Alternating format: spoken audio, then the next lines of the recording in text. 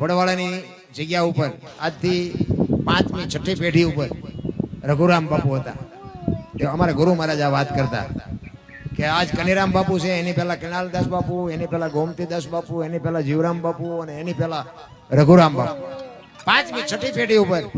અને આજ લગભગ ઉમાનું ત્યાં સુધી 350 વર્ષ પહેલાની વાત.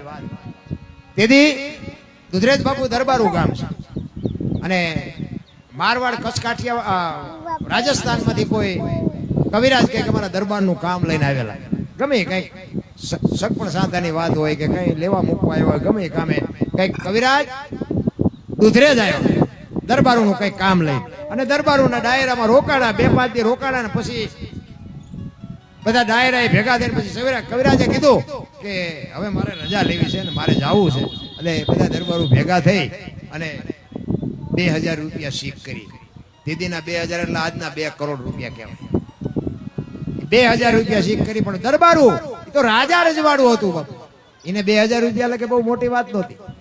2000 રૂપિયા આપ્યા ને બાપુ ચારણ રાજી થઈ ગયો. વાહ દરબારું વાહ, મારી ભૂખ ભાંગી નાખી.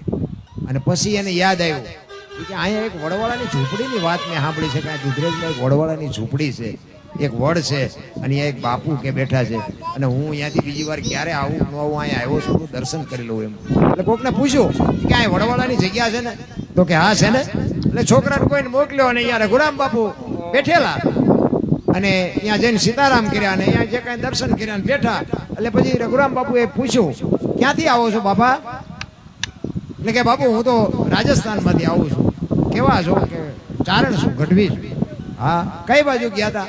કે બસ બાપુ અહીંયા દરબારોનું કામ લઈને આવ્યો હતો તમારા દુધરેજમાં જ.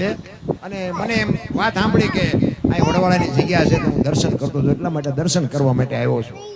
તો કે હા. તો કે દરબારોએ શીખ કરી? અરે બાપુ તમારા ગામના દરબારોની શું વાત કરો, 2000 રૂપિયા કે મને શીખ કરી આપ્યા એમ ને? તો કે હા. અને પછી રઘુરામ બાપુ એમના કારભારીને કહે છે કે ચારણ આપણી આંગણે આવ્યા છે, દરબારીઓ એમને 2000 રૂપિયા આપ્યા, આપણે કંઈક વિવેક તો કરવો પડે ને, ઓલા પીડા એમાંથી લેતા હોય ને 2000 રૂપિયા. અને બાપુ ચારણ મનમાં વિચાર કરવા માંડ્યો કે આવડી એક ઝૂંપડી અને આવો સાધુ. અને મેં કીધું એમ બાપુ દીદી એના આજના 2 કરોડ રૂપિયા કહેવાય. કે મને 2000 રૂપિયા સાધુ આપશે? અને એ કારભારી 2000 રૂપિયા લઈને આવ્યા અને કીધું રઘુરામ બાપુને આપ્યા. અને રઘુરામ બાપુએ કીધું કે આ વડવાળાની પ્રસાદી અને આ તમે લેતા જાઓ. પણ બાપુ ચારણનો દીકરો ધ્રુજી ગયો ભાઈ. અને ચારણ બાપુ ડાયટો રે કોઈ દી.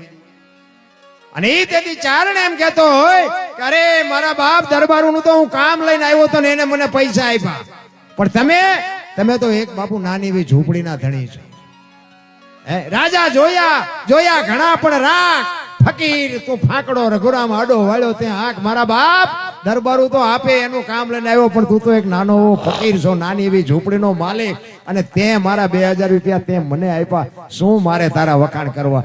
ઈ વડવાળા